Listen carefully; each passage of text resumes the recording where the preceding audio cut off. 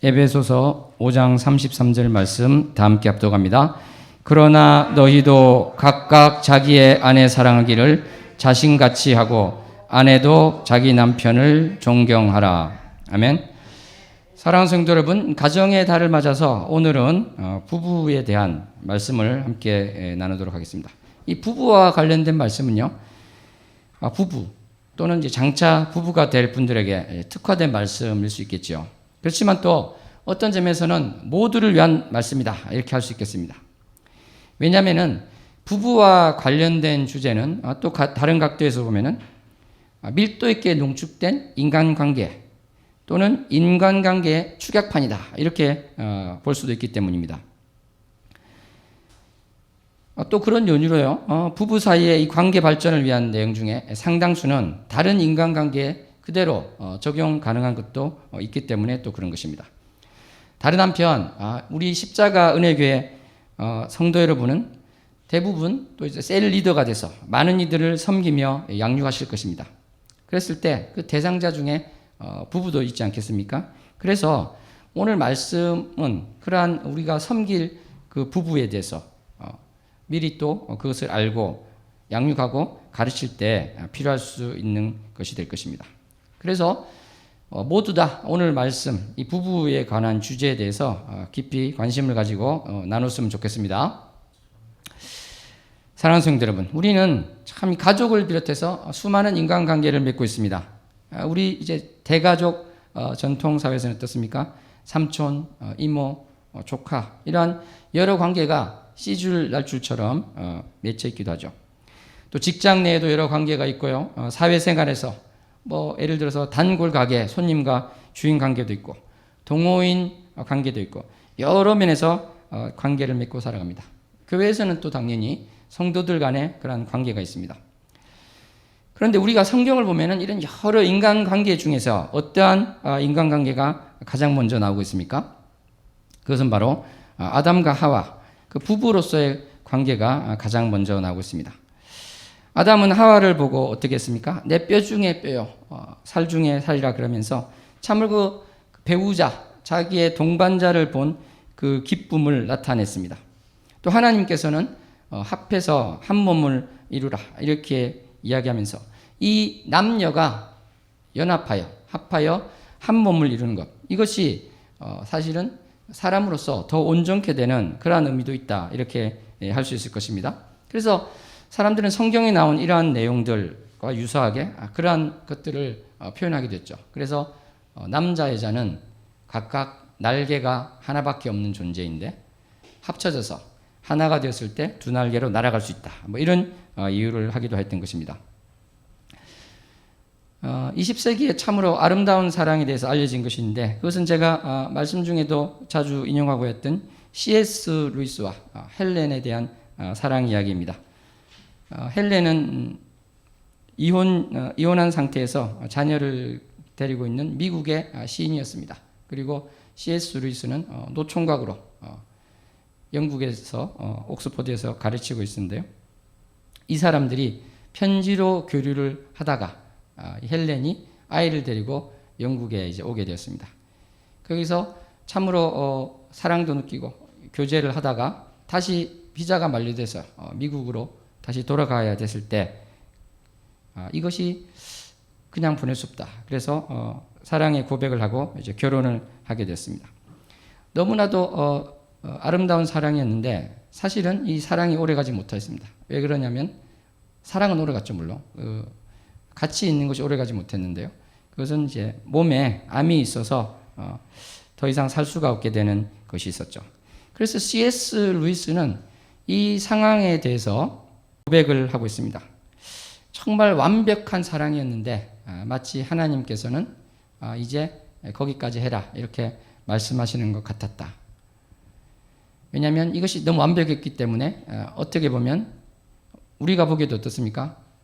가장 정점에 이르렀으니까 너희가 완벽한 사랑을 이루었는데 이제 다른 것을 또 준비해 보아라, 이렇게 이야기도 하셨다, 이렇게 고백을 하였던 것입니다.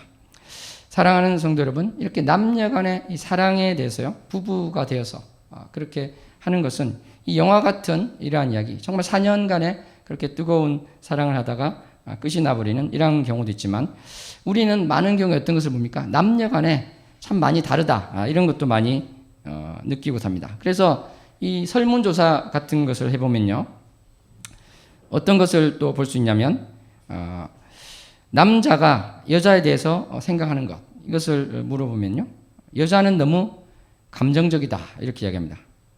그리고 여자는 남자에 비해서 가계 압박에 대한 부담감을 그렇게 많이 느끼지 않는다.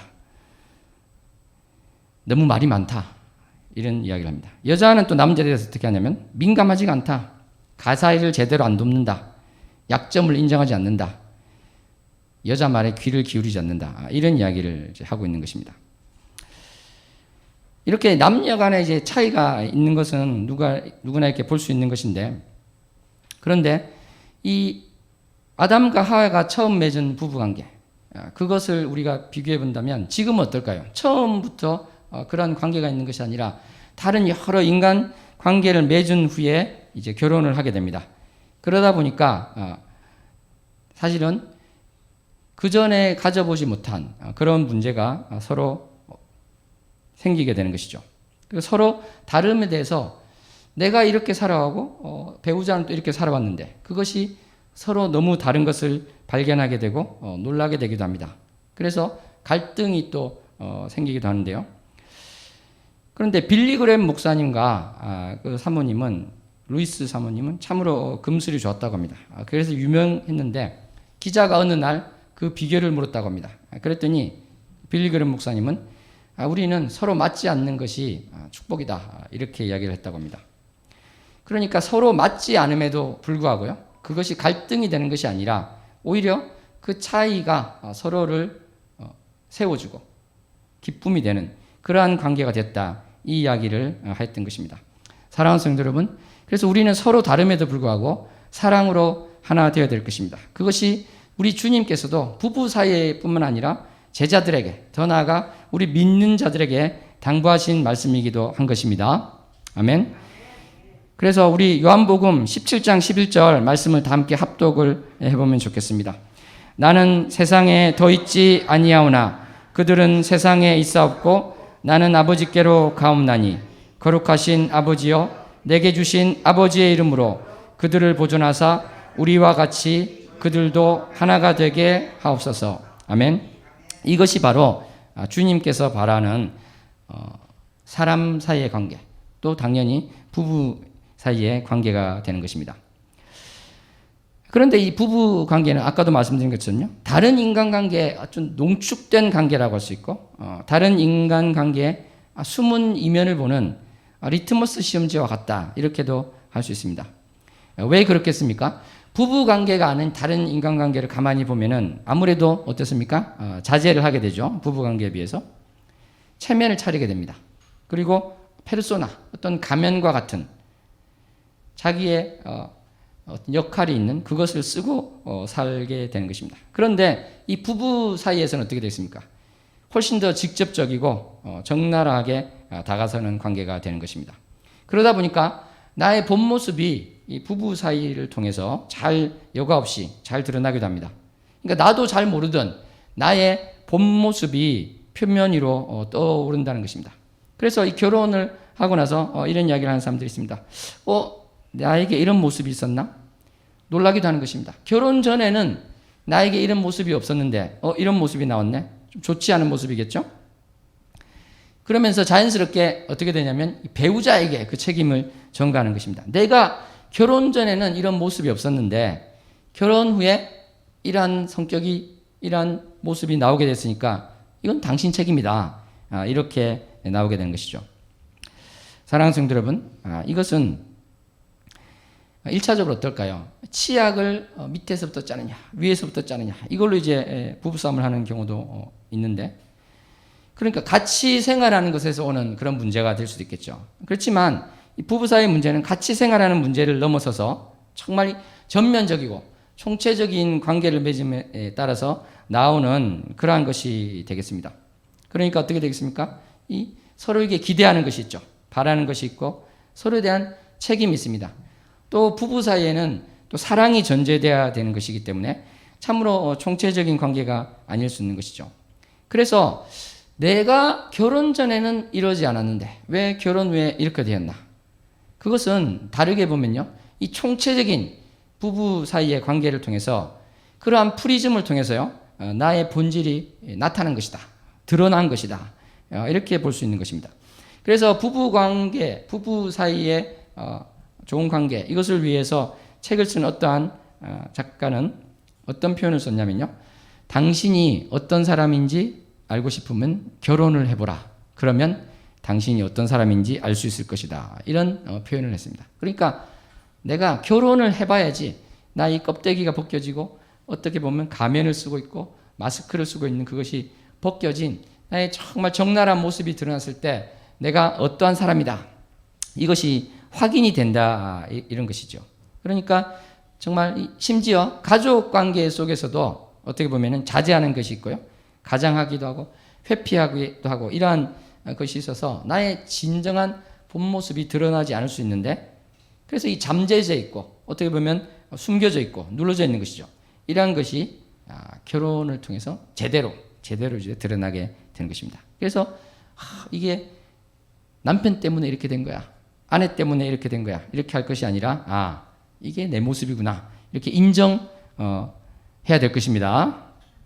예, 하기 싫어도 해야 됩니다.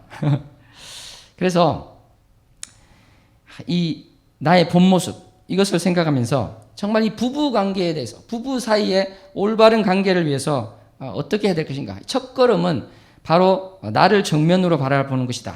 이것을 우리가 말할 수 있겠습니다. 상대방에 대해서, 상대방이 이런 저런 문제가 있어요. 그렇기 전에 나의 문제를 먼저 보게 된다는 것이죠. 이것은 사실은 인간관계, 우리 크리스찬으로서 살아야 될 자세이기도 할 것입니다. 우리는 살면서 얼마나 많은 경우에 부당한 대우를 받거나 억울한 경우가 많습니까? 그런데 모든 경우에 책임을 상대방에게 돌리는 것이 아니라 예수님께서는 어떻게 이야기하셨습니까? 용서하라는 말씀을 하셨고, 상대방의 그 티를 보기 전에 내 눈에 있는 들보를 제거할 것을 이야기하셨던 것입니다. 그래서 우리가 정말 나를 바라보고 될 때 상대방이 분명히 잘못한 것임에도 불구하고 용서를 또 하게 될 수 있는 것입니다. 그런데 이러한 것들이 제대로 되지 못할 때 결국은 사탄이 가장 원하는 것, 즉 가정을 파괴하는 것, 가정을 무너뜨리는 것들이 시행이 되고 실제로 그것들이 이제 벌어지게 되는 것입니다. 여러분 혹시 투견에 대해서 보거나 들으신 적 있습니까? 개들이 막 싸움을 하는데요, 주변에 사람들이 둘러서서 박수하고 있죠. 그 개들은 왜 싸우는지 모르고 있습니다. 그러면서도 정말 죽일 듯이 싸우고 있습니다. 이것이 바로 부부싸움의 모습인 것입니다. 우리말에도 부부싸움은 칼로 물베기라고 하는데, 사실은 싸울 이유가 없는 아무것도 아닌 걸로 그렇게 격렬하게 싸우게 되고, 그것은 결국은 바로 가정을 파괴하려는 사탄이 그것을 부추기고 있다, 이렇게 볼 수 있는 것이죠.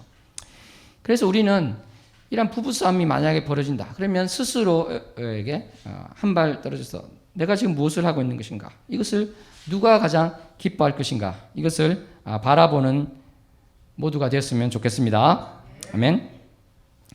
그리고 우리는 이 또 부부싸움에 여러 가지 이유가 있겠지만요, 서로에 대한 잘못된 기대, 이런 것이 원인이 될 때가 있습니다. 예를 들어서 어떠한 집의 아내가 남편이 퇴근할 무렵에 집안을 아주 깨끗이 청소를 해놨습니다. 그런데 이 남편은 와가지고 칭찬 한마디 없이 밥만 내놓으라고 하는 것이죠.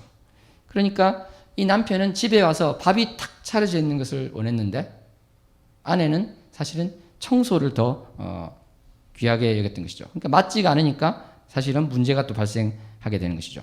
또 이러한 경우도 있습니다. 어떤 사람이, 남편이 그 결혼 상담사에게 와서 이야기합니다. 나는 정말 퇴근해서 청소도 하고 설거지도 하고 애들도 보고 잔디도 가꾸고 어마어마한 시간을 투자하는데 아내가 나랑 못 살겠다 그런다.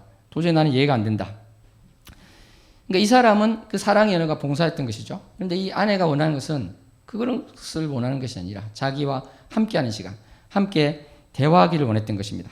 그래서 그렇게 상담을 듣고 바꿨더니요, 사랑이 찾아왔다는 것입니다. 그래서 상대방이 참으로 무엇을 귀하게 여기는가, 이것을 보고 그렇게 또 하는 것을 통해서 원만한 또 관계가 생길 수 있을 것입니다. 이렇게 여러 가지 사랑의 또 5가지 언어라는 책도 있는데요. 거기 보면 인정하는 말, 또 선물도 있고 스킨십 있고 그런 것들이 있죠. 그런데 이러한 것들이 있지만은 우리가 좀 평균적으로 공통적인 것, 그리고 성경에 나오는 것을 보면 무엇이 있을까요? 그것은 이렇게 좀 정리할 수가 있을 것 같습니다. 여러 가지가 있지만 남편은 아내에게 존경받기를 원하고 아내는 남편에게 사랑받기를 원한다. 이렇게 볼 수 있을 것입니다. 그래서 우리 말씀에도 보면 어떻게 되어 있습니까? 아내들아 이와 같이 자기 남편에게 순종하라. 이렇게 나오는 것이죠. 이것은 다르게 표현하면은 존경하라 이 말이 되는 것입니다. 이것이 어떻게 보면 노예처럼 막 굴종하라 이런 의미는 아닌 것이죠. 미국의 노예 해방보다 1800년 앞서서 그 노예에 대해서 실제로 친구로 삼았던 그러한 크리스찬들, 사도들이 그런 생각으로 이런 걸 쓴 것은 당연히 아닐 것입니다. 하나님께서 또 그런 마음을 주신 것은 아닐 것입니다. 참으로 존경받는 것, 그것을 원하고 있다. 이것을 우리가 생각해야 될 것입니다. 물론 아내도 존경을 받아야 되지만 경향적으로 좀 그런 것이 있다. 이렇게 볼 수 있고요. 아내들에 대해서는 어떻습니까? 성경에 남편은 아내 사랑하기를 그리스도께서 교회를 사랑한 것 같이 하라고 말씀하십니다. 예수님께서 교회를 어떻게 사랑하셨습니까? 정말 죽기까지 사랑하셨습니다. 그리고 제자들에 대해서 발을 또 씻겨주시는 그러한 모습을 보였습니다. 그러니까 우리 남편들은 아내를 정말 죽음을 각오하고 사랑해야 되는 것이죠. 아내가 뭘 시키면 죽겠다 생각을 하고 해야 된다는 것입니다. 고백이 안 되나요? 예. 예. 아멘하는 우리 집사님, 권사님 있습니다. 이제 한번 우리 남편들, 또 남편이 될 사람들은, 그러니까 남자들이겠죠? 한번 이야기해 보면 좋겠습니다. 아내를 위해 죽기까지 사랑합시다. 아내를 위해 죽기까지, 저 혼자 지금 하고 이러면 안 됩니다. 아내를 위해 죽기까지 사랑합시다. 예. 이게 부부 사이에 참으로 이제 갈등이 많은데, 저는 그렇게 생각합니다. 1차적인 책임은 어디에 있는가? 저는 남편에게 있다. 이렇게 생각합니다. 왜냐면은 남편을 이 가정의 머리로 주셨는데요. 좋은 일에 대해서 권위가 있다면 나쁜 일에도 당연히 이 책임을 져야 되는 것이죠. 그래서 부부 갈등의 첫 책임은 남편에게 있다. 예. 그러면 아내는 몇 번째겠습니까? 막 아멘 소리가 크게 나오고 있는데요. 아내는 책임이 몇 번째죠? 100번째인가요? 1000번째인가요? 2번째입니다. 아주 멀지 않다는 것도 우리가 봐야 될 것입니다. 그래서 우리 남편은 남편에 대한 걸 가기 전에 남편 존중에 대한 것을 조금 더 이야기를 해보도록 하겠습니다. 그것은요, 열왕기상 1장을 보면은 어떤 이야기가 나오고 있습니까? 다윗 왕 말년에 이제 아도니아가 스스로 왕이 되고자 했습니다. 근데 다윗의 아내 밧세바는 다윗 왕에게 가서 어떻게 했습니까? 자기의 아들, 밧세바의 아들 솔로몬에게 왕위를 계승하여 주라고 하지 않았느냐, 이 이야기를 했습니다. 그런데 밧세바가 그 이야기를 어떻게 했을까요? 우리나라 드라마에서 보듯이 삿대질하고 소리를 막 질렀을까요? 난장판을 만들고 막 그렇게 하지는 않았습니다. 정말 조곤조곤 다윗을 존중하면서 이야기를 했던 것입니다. 그랬더니 사실은 밧세바가 원하는 대로 되었죠. 그래서 잠언 21장 9절 말씀에 이렇게 나옵니다. 다투는 여인과 함께 큰 집에서 사는 것보다 움막에서 사는 것이 나으니라. 이 주인공, 잠언 21장 9절의 주인공처럼 밧세바는 하지 않았죠. 만약 그렇게 했다면 솔로몬에 대한 이야기가 정리되기 전에 한바탕 부부싸움이 되지 않았겠습니까? 그래서 우리가 이 밧세바가 했던 것을 보면은 결국은 밧세바가 자기가 원하던 대로 다윗 왕을 이끌었다는 것이 되고요. 그것을 바로 이 밧세바는 부부싸움이 아니라 지혜로운 말과 태도로서 해냈다. 이것을 볼 수 있습니다. 부부 상담과 이 감정치유의 대가이기도 하고 전문가인 가트맨 박사는요, 30여 년 동안 수많은 부부를 이제 관찰하면서 어떤 결론을 내려서 그것을 이야기했습니다.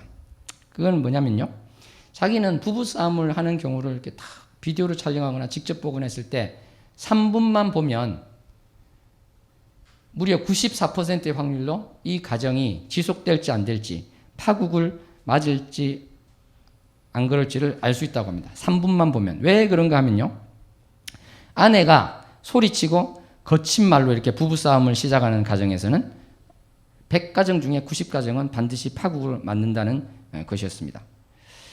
그러니까 왜 이런 것이 나오는가 연구를 했는데, 그것은 바로 이 사람의 누구나 다 차이가 있지만 어쩔 수 없는 이 생리적인 차이가 있었다, 이렇게 이야기를 하고 있습니다. 그러니까 아내가 막 소리를 치고 격렬하게 이렇게 화를 내고 그러면요, 남자들은 어떤 반응이 일어나냐면 급격히 혈압이 치솟습니다. 맥박이 빨라지고 호흡이 가빠집니다. 그러니까 이성마비 상태가 되는 것이죠. 이 감정 폭발 상태에 들어가게 됩니다. 아드레날린이 치솟고 혈당이 막 올라가고, 이게 막 말이 들리지 않고요, 공격이냐 도피냐 극단적인 이런 전투태세로 들어가게 됩니다. 한마디로 이제 짐승과 비슷해지는 것인데, 이 이야기를 하는데 감정이입은 하지 마시고요. 정말 그런데 이런 상태가 되니까 이런 사람에 대해서 이 아내는 아까 바세바처럼요, 자기 원하는 것을 절대 얻을 수가 없는 것입니다. 더 문제만 계속 생기는 것이죠. 그러니까 남자들은 여자에 비해서 충격 흡수력이 약하다고 합니다. 이 올라간 호흡과 맥박이 정상치로 내려오는데 20분 이상 걸린다, 이렇게 됩니다. 그러니까 이 상태에서는 약간 짐승 비슷해진 상태이기 때문에 공격을 하거나 회피, 바깥으로 나가버린 것이죠. 베란다로 나가버리는데, 근데 이것을 이해하지 못하면 어떻게 될까요? 왜 나를 무시하고 저렇게 나가버리지? 쫓아가서 계속 똑같이 나오면 문제는 해결되는 것이 아니라 이제 더 커지게 된다는 것입니다. 이럴 때 지혜가 있는데요, 어떻게 해야 되냐면, 이때 미소를 띠면 더 효과적이라고 하고, 어깨에 기댄다든지 손을 꼭 잡아주면서 이야기하는 것입니다. 그러면 남편이 혈압이 내려가고요, 엔돌핀이 나오고 세로토닌이 나와서 이성적인 사고력도 최고조가 되는 것이죠. 그래서 그 자장가를 아이들이 막 듣는 게 귀에 들어가고 박히듯이, 그때 이제 아내가 말하는 것이 귀에 들어오고 된다는 것이죠. 그래서 결론이 그렇습니다. 아내의 목소리가 크면 가정이 깨지거나 남편이 일찍 죽는다, 그렇게 되어 있습니다. 예. 그래서 아까 싸우는 아내, 그 잠언은 말씀이 왜 이게 남편은 아니고 아내만 했을까 생각했는데, 지금 이렇게 20세기에 연구를 해보니까 그런 것이 있더라 되는 것이죠. 아까 제가 부부 사이의 갈등의 1차 책임은 남편에게 있다고 했는데, 또 다른 각도에서 보면요, 부부 싸움의 주도권은 아내에게 있다, 이렇게 할 수도 있는 것입니다. 그래서 우리가 이러한 것을 잘 알고 지혜롭게 나갈 때 갈등의 책임은 남편에게 있지만, 또 부부 싸움 그 자체에서는 그 주도권은 아내가 쥐고 있기 때문에 그것은 지혜롭게 해서 이러한 것들을, 위기를 넘길 수 있지 않는가, 이렇게 생각이 됩니다. 우리는 항상 기도로서 구해야 되지만 이러한 지식도 알아서 스스로 자제할 것은 자제하고, 또 지혜롭게 행동할 것은 행동해서 정말 평화로운 가정, 화목된 가정을 이루어야 될 것입니다. 사랑하는 성도 여러분, 그런데 남편은 그러면 아까 관련해서 뭐 아무런 말이라든지 행동에 조심할 것이 없는가? 당연히 그렇지 않죠. 남편도 당연히 말이라든지 모든 것을 조심해야 될 것입니다. 그래서 잠언 15장 1절 말씀이 어떻게 되어 있습니까? 유순한 대답은 분노를 쉬게 하여도 과격한 말은 노를 격동하느니라, 이렇게 되어 있습니다. 우리가 참으로 조심해야 될 것이 바로 입술로서 짓는 죄, 그 말로서 짓는 죄가 되기 때문에 우리는 반드시 우리 입술에 파수꾼을 세워야 될 것입니다. 내 입에 파수꾼을 세웁시다. 내 입에 파수꾼을 세웁시다. 내 입술의 문을 지켜주시옵소서 고백하는 우리가 되기를 소원합니다. 이 말이 참으로 중요한 것이, 이 심리학자들이 실험을 해봤습니다. 어떤 집단에 대해서, 어떤 대상에 대해서 어떻게 생각하느냐 묻는데, 그 대상에 대해서 긍정적인 말 10마디를 했어요. 그러면은 그 대상에 대한 긍정적인 이미지가 있죠. 그런데 부정적인 말 한마디를 딱 했더니 그 긍정적인 효과가 다 상쇄되었다고 합니다. 그것이 바로 우리 이 죄인된 피조물 인간의 처지라는 것이죠. 그렇기 때문에 이 말은 너무 중요하고, 부부 사이에 있어서도 그래서 이러한 부정과 긍정이 비율이 똑같았을 때 되는 게 아니고 최소한 5배 긍정적인 말이 더 많아야 부정적인 것이 나와도 이길 수 있다. 이렇게 이야기됩니다. 최소 5배, 10배 정도 그렇게 돼야 된다는 이야기가 있는 것이죠. 또 사람이 죄인이기 때문에 모든 이야기를 또 비틀어서 들을 수 있고 반응할 수 있기 때문에 더 힘든 일이 많이 발생하는 것이죠. 아까 말씀드렸던 C.S. 루이스가 쓴 책에서도 그런 내용이 있습니다. 정말 엄마와 아들이 살고 있는데 아들이 엄마에게 밥 준비됐어 이렇게 하는데 그것을 아니 내가 그러면 밥도 준비 안 하냐 해서 싸움이 나기도 하고요. 그 다음에 엄마가 아들에게 공부는 잘하고 있냐 했는데 그러면 내가 공부도 안 하겠냐고 해서 싸움이 나기도 하는. 그러니까 그 말을 액면 그대로 받아들이면 되는데 왜 저 말을 했지? 저 말 뒤에 무슨 의도로 가지고 나를 공격하기 위해서 했는가? 이런 식으로 되면 남는 것은 싸움밖에 안 남는다는 것이죠. 그래서 우리는 설령 상대방의 의도가 나빴다 하더라도 그것을 안갚음하려고 해서는 안 될 것입니다. 우리 로마서 말씀에도 뭐라고 되어 있습니까? 아무에게도 악으로 악을 갚지 말라고 되어 있습니다. 아멘. 한번 고백하겠으면 좋겠습니다. 악으로 악을 갚지 맙시다. 선으로 악을 이깁시다. 예, 많은 경우에 오해에서 비롯되는데 오해가 아니라 설령 악이 있다 하더라도 내가 그것을 선으로 이겨야 되겠다. 이러한 우리가 고백을 하고 갔으면 좋겠습니다. 이 잘못된 대화, 잘된 대화, 제가 어느 책에서 읽은 건데요. 거기서 이런 재미있는 이야기가 있었습니다. 예를 들어서 이런 식인 거죠. 남편이 퇴근을 했는데 밥이 안 차려져 있고 준비가 안 되는 거예요. 그러면은 야 내가 이 제대로 된 저녁 식사를 기대한 내가 잘못됐지. 아내가 이야기합니다. 아니 제 시간에 안 와서 그렇지. 나보다 당신 항상 직장이 먼저잖아. 소리칩니다.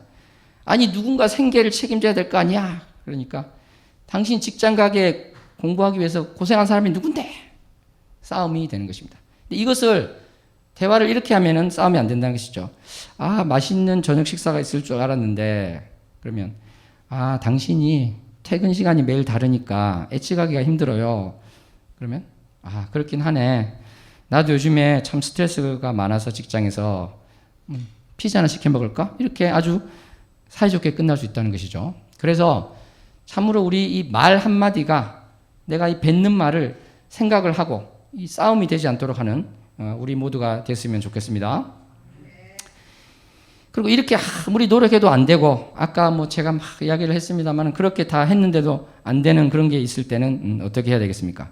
그러면은 우리는 주님 앞에 나와서 하소연을 해야 될 것입니다. 우리가 시편에 보면은 참으로 하소연하는 것이 많이 나오죠. 심지어 상대방을 막 저주하기도 하는데요. 뭐 그것을 영적인 것이다. 그렇게 하면 안 된다. 그렇게 해도 하는데 저는 정말 마음이 너무 힘들면 그렇게 해도 된다고 생각합니다. 그러니까 기도할 때 하나님 저 인간이 나를 너무 힘들게 해요. 이 원통함을 들어주세요. 저 인간 다리 몽둥이를 부러뜨려 주세요. 뭐 이렇게 하려면 하시라는 것이죠. 머리털도 다 빠지게 해주세요. 뭐 그래도 될 것입니다. 막 한참 기도를 하다 보면 하나님이 뭐라고 대답하실까요? 너는 어떻게 해줄까? 이러시겠죠. 예, 그래서 우리가 이 문제된 것을 사람한테 막 토해놓기 전에 하나님한테 토해놓을 때 주님께서는 사실은 해결책을 찾아주신다. 내 잘못이 10이다. 내 잘못은 1이고 저 사람 잘못은 90이다 생각했는데 기도하면은 내 잘못이 작지 않구나. 누구나에게 그런 경험이 있을 것입니다. 그렇게 됐을 때 서로 화해도 하고 앞으로의 문제를 미연에 방지할 수가 있는 것이 되겠죠. 그래서 제가 또 어떤 그 비디오 클립을 누구한테 받아서 봤는데요. 참 아주 재미있는 이야기가 있었습니다. 어떤 그 목사님 부부였는데 아내가 너무 자기 표현으로 칠칠 맞다는 거예요. 뭐 화장품을 바르고 가면 뚜껑을 다 열어놓고 하나도 안 닫고 간다는 것이죠. 그래서 제발 좀 이거 뚜껑 좀 닫으라고. 이거 다 날아가면 쓰지도 못하고 왜 그러냐고 맨날 이렇게 싸우는데 어느 날 하나님이 그렇게 이야기하더랍니다. 그 네가 닫으면 되잖아. 그래가지고 그 목사님이 매일 그걸 닫았다고.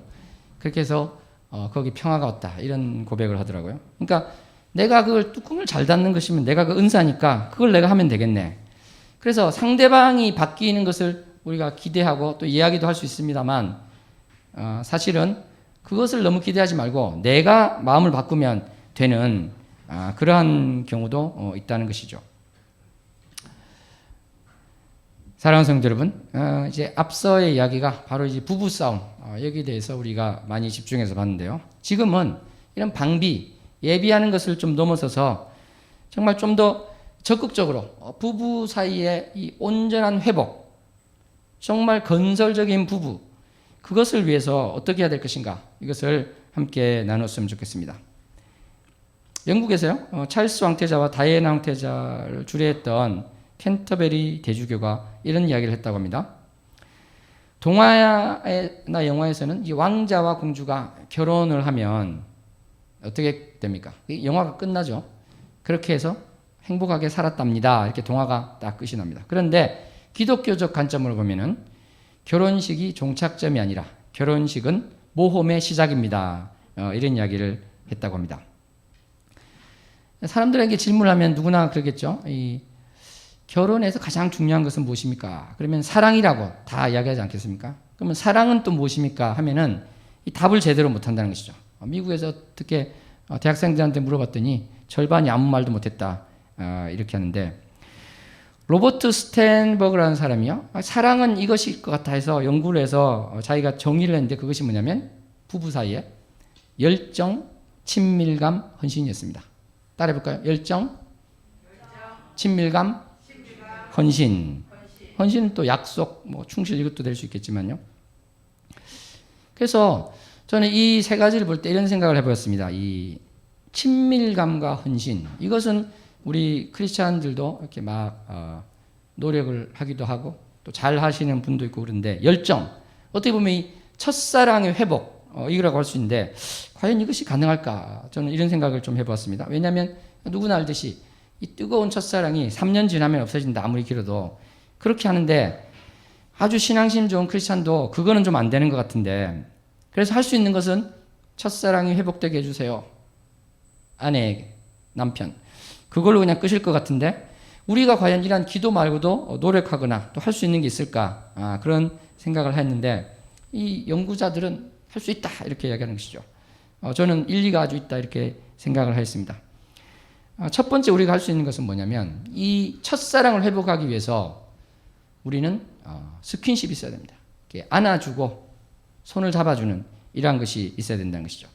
인간의 피부는요, 정말 하나하나가 생명체와 같아서 다 이렇게 잡아줬을 때, 만져줬을 때 그것을 각인되고 기억을 한다고 합니다.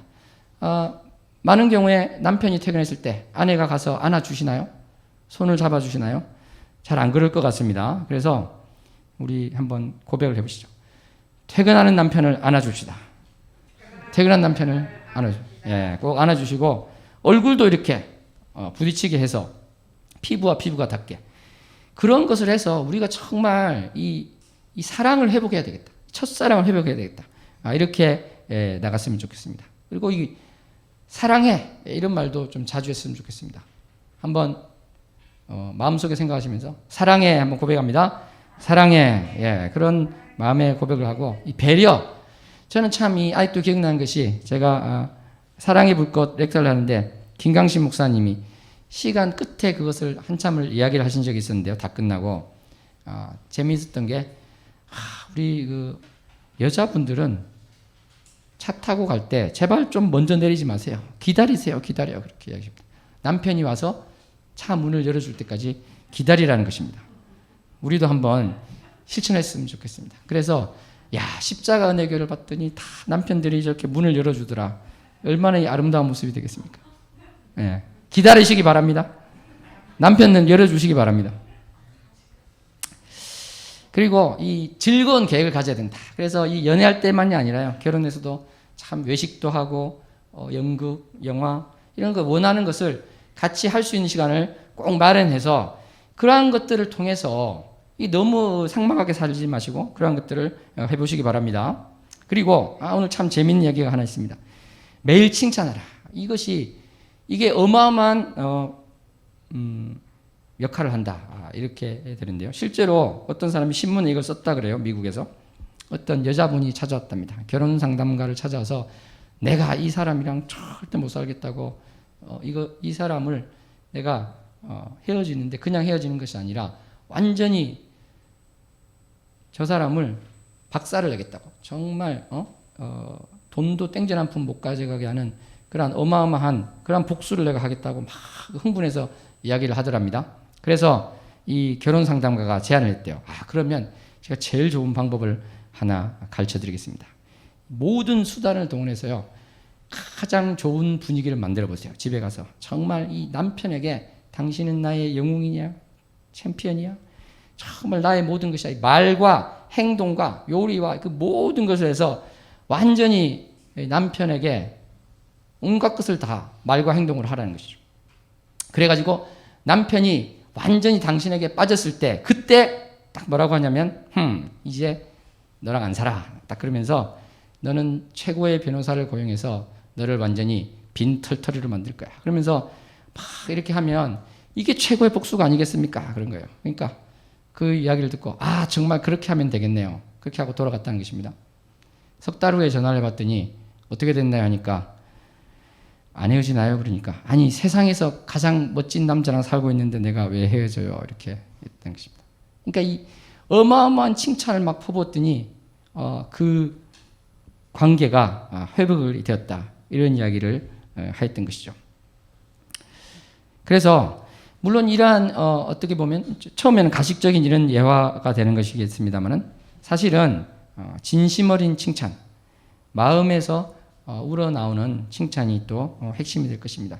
우리가 정말 마음을 가지고 본다면요, 진심 어린 마음에서 해야 될 칭찬이 분명히 나올 수 있을 것입니다. 이렇게 칭찬을 받으면요, 배우자는 서로가 얼굴이 환하게 해처럼 빛나게 될 것입니다. 두 번째로 헌신에 대해서 보겠습니다. 헌신은 결혼을 이제 계속적으로 유지하려는 그러한 것이고, 그래서 배우자의 욕구를 충족시키는 것, 쉬고 싶을 때 쉬게 하고요, 뭔가 같이 활동을 하거나 행동을 하자고 했을 때 할 수 있는 것, 그러한 것들을 하는 것이죠. 그러니까 이 헌신은 당연히 우리가 다 알고 있는 정말 여러 가지 충성된 자세, 서로에 대한 이것도 있기 때문에 당연히 이 외도를 하는 이런 문제는 있어서는 안 되는 것입니다. 그래서 예수님께서도 외도를 하는 경우에 대해서는 책임져 주시지 못한다는 것을 마태복음 5장 31절로 2절에서 말씀하셨습니다. 그러한 경우에는 예수님께서도 책임져 주실 수 없다, 하지 말라고 할 수도 없는 그러한 경우가 된다고 말씀을 하신 것입니다. 마지막으로 친밀함에 대해서 말씀을 드리고 마치도록 하겠습니다.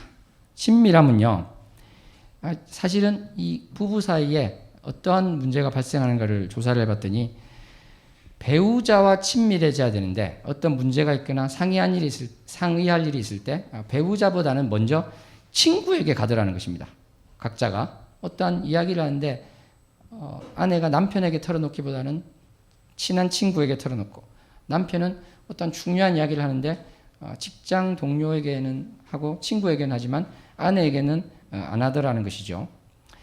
그래서 이것이 아니고 참으로 정말 모든 것을 다 내놓고 이야기하는 그러한 관계가 되어야 되고, 그래서 그것은 바로 시간적으로도 함께하는 것, 그것을 통해서 할 수 있다, 이렇게 얘기합니다. 그래서 그 이야기를 들을 때도 건성으로 듣는 것이 아니라 참으로 경청해야 될 것인데, 이 경청이라는 것은 상대방의 말을 들었을 때 그것을 숙고하고 그것을 배려의 마음으로 되돌려 보내는 것, 그래서 적극적으로 교류하는 것, 이것이 바로 경청이다, 이렇게 볼 수가 있을 것입니다.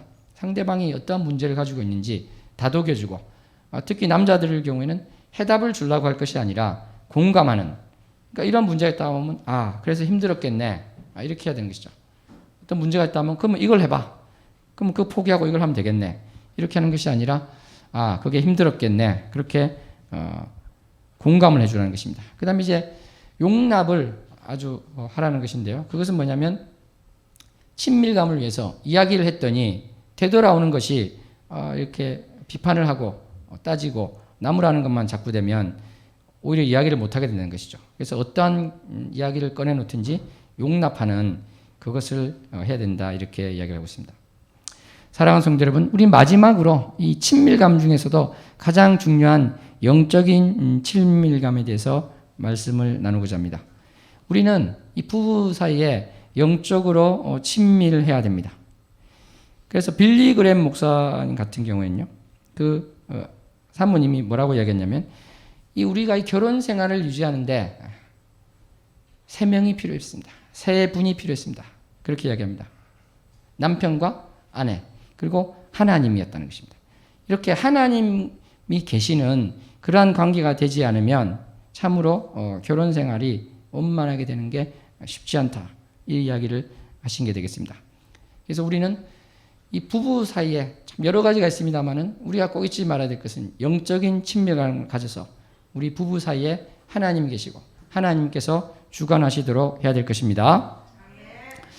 옆사람이랑 고백합니다. 영적인 친밀감을 가집시다. 예, 그래서 저는 이 시작으로 여러 가지가 또 있겠지만은 이런 것도 제안해 봅니다. 그러니까 부부 사이에 서로를 위해서 자기 전이나 일어났을 때 기도를 하는 것이죠. 또는 특정한 시간에 서로를 위해서 방언으로 하지 마시고 한국말로 이렇게 기도를 해주면 좋을 것 같습니다. 처음에는 1분 정도 짧게 하는 것이죠. 왜냐하면 길게 하면 바쁘면 절대 안 하게 되니까 15초도 좋고 하여간 짧게 해서 그것을 하는, 저희가 이 가족 구원 기도도 정말 1분이라도 하자고 이야기한 것이 짧더라도 계속 쉬지 말고 하자는 그러한 의미에서 제가 말씀드렸는데, 부부 사이에 이것도 참으로 마찬가지일 것 같습니다.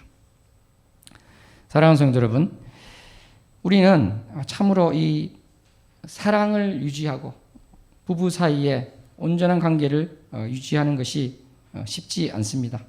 그래서 갈등이 많이 생기고 누구나 다 그 아픔을 가지고 있을 것이고, 저도 무슨 자랑할 내용이 있겠습니까? 참으로 부끄러운 것밖에 없는 사람인데요.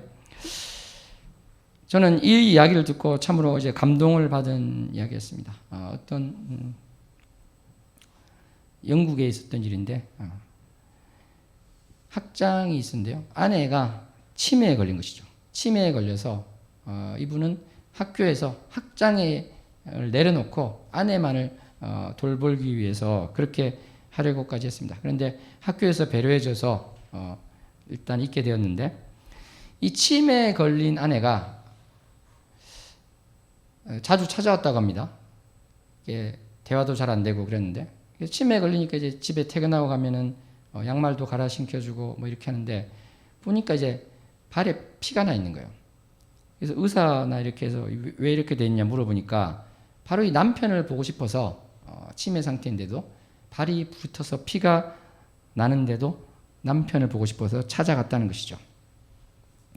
사랑하는 성도 여러분, 우리가 정말 이 치매에 걸려서도 서로의 사랑을 하기 위해서 그것이 기억에 남는 그러한 관계를 만들어내기를 소원합니다. 치매에 걸렸을 때 싸운 기억이 밖에 안 남아가지고 치매에 걸린 상태에서 서로 상대방을 위해서 소리치고 뭘 집어던지고 그렇게 돼서야 되겠습니까? 치매에 걸려서도 정말 사랑한다. 실제로 이 아내가 그 이야기를 했답니다. 사랑해 여보, 그 이야기를 치매 상태에서 다른 말은 못해도 그것은 했다고 합니다. 그래서 정말 저는 우리 십자가 은혜교회 성도의 집안에 가면 이 사랑해라는 말이 넘쳐났으면 좋겠습니다. 참으로 흔한 말 같은데도 안 되는 말인데, 부모와 자녀 또 부부 사이에 사랑해라는 말이 마음속에만 있는 것이 아니라 입 밖으로 나와서 고백되기를 소원합니다.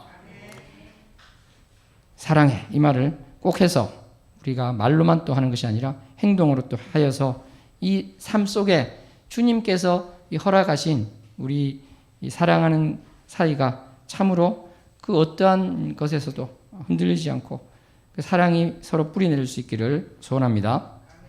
그래서 저는 이런 제안을 해봅니다. 이렇게 앉으신 걸 보면 부부가 붙어 있는 분이 없으세요. 그래서 물론 코로나라서 떨어져 앉아야 되는데 저는 부부는 붙어 앉으시라 이렇게 제안을 해봅니다. 왜 그러냐면 기술적으로 또 보자면 이 가족이 붙어 앉으면 어떨까요? 이 코로나 기간에 가족이 이렇게 붙어 앉으면 다른 사람은 더 떨어질 수 있죠. 그죠? 그러니까 코로나에도 더 좋은 겁니다. 그래서 이 코로나 기간이 어떻게 보면 야, 너희들 좀 붙어 앉아 이렇게 하나님이 말씀하시는 기회가 아닌가 이렇게 생각이 되기도 하는 것입니다. 웬만하면 붙어 앉으시고 제가 절대 방해받지 않을 테니까 손도 꼭 잡으시고 예배 중에 그러한 모습을 우리 자녀들이 또 보고 자라서 또 그렇게 똑같이 할 것이다. 저는 그런 생각이 듭니다. 붙어 앉읍시다. 예? 붙어 앉아야 많은 성도들이 널찍하게 앉을 수 있어요. 그래서 부부만 앉는 게 아니라 가족이 다 똘똘 뭉쳐서 앉는 것도 괜찮겠습니다. 뭐 구청에서 오더라도 설명하면 되니까 그런 거는 전혀 문제가 될 것 없을 것 같습니다. 사랑하는 성도 여러분,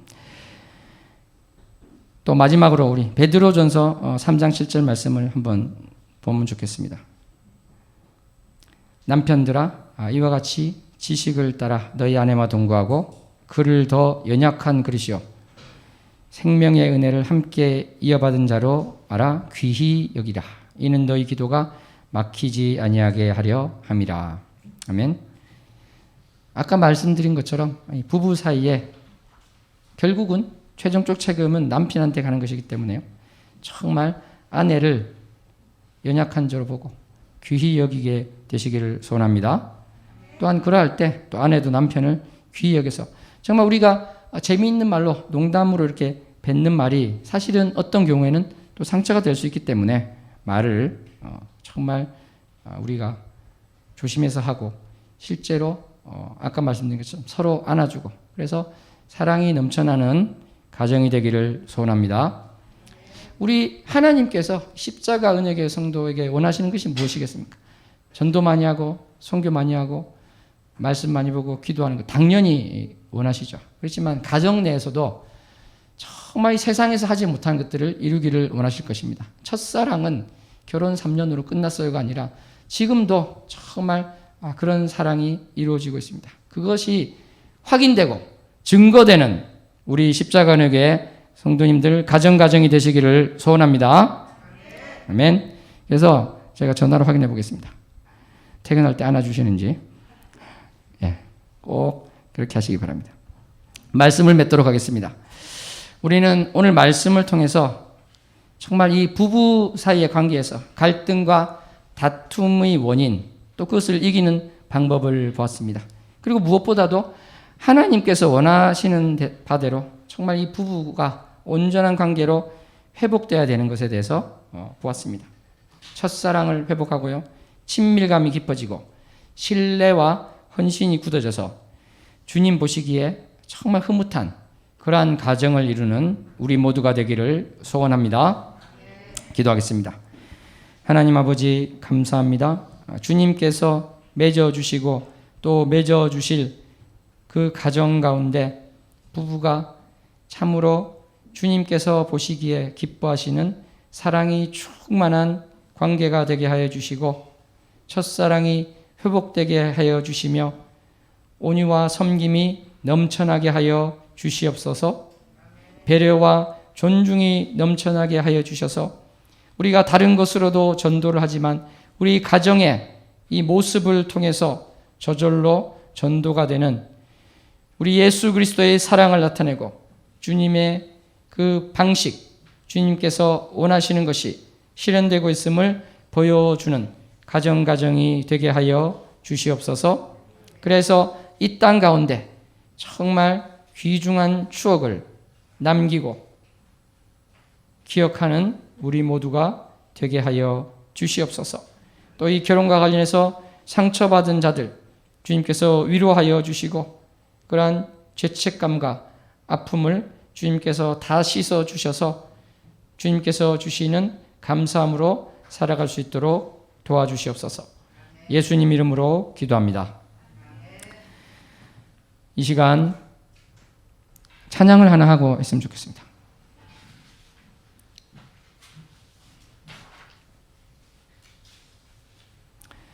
우리가 사랑에 대한 말씀을 했습니다만은 고린도 전서 13장 말씀을 생각하시면서 이 찬양을 하고 우리가 기도를 한번 했으면 좋겠어요.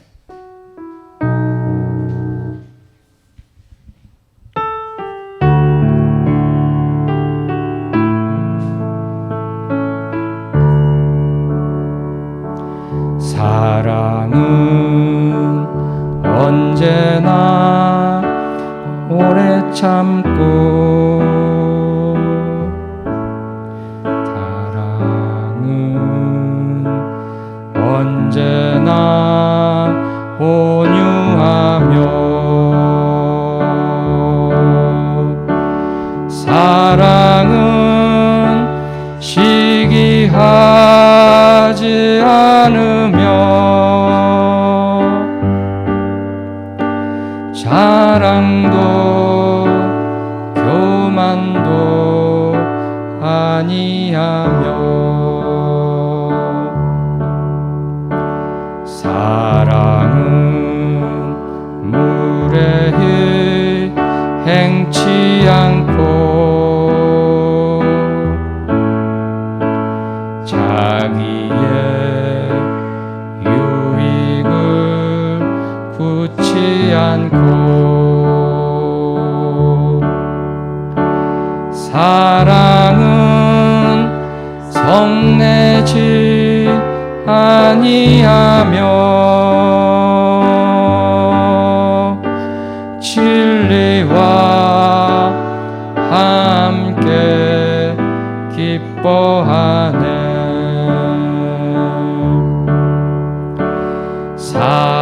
사랑은 모든 것 감싸주고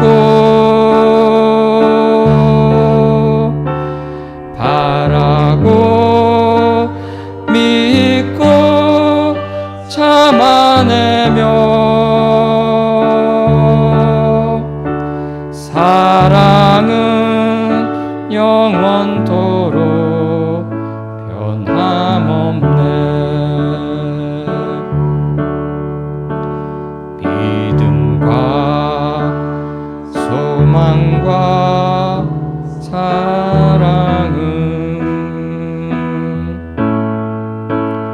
이 세상 끝까지 영원하며 믿음과 소망과 사랑 중에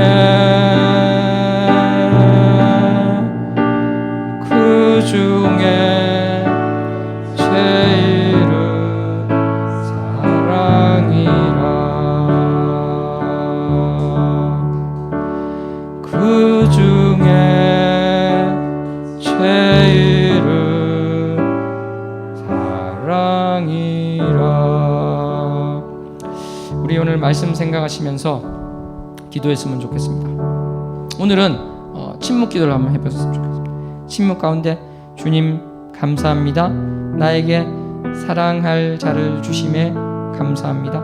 또 이제 결혼하고 부부가 아니신 분들도 참으로 우리가 사랑할 자가 많지 않습니까? 부부가 아니더라도 이 사랑할 자가 있습니다. 교회 내에 지체가 있고요. 그래서 주님께서 사랑할 대상을 주셨는데 내가 많이 사랑하지 못했습니까? 더 사랑하는 자 되게 하여 주시옵소서. 침묵 가운데 기도하시겠습니다.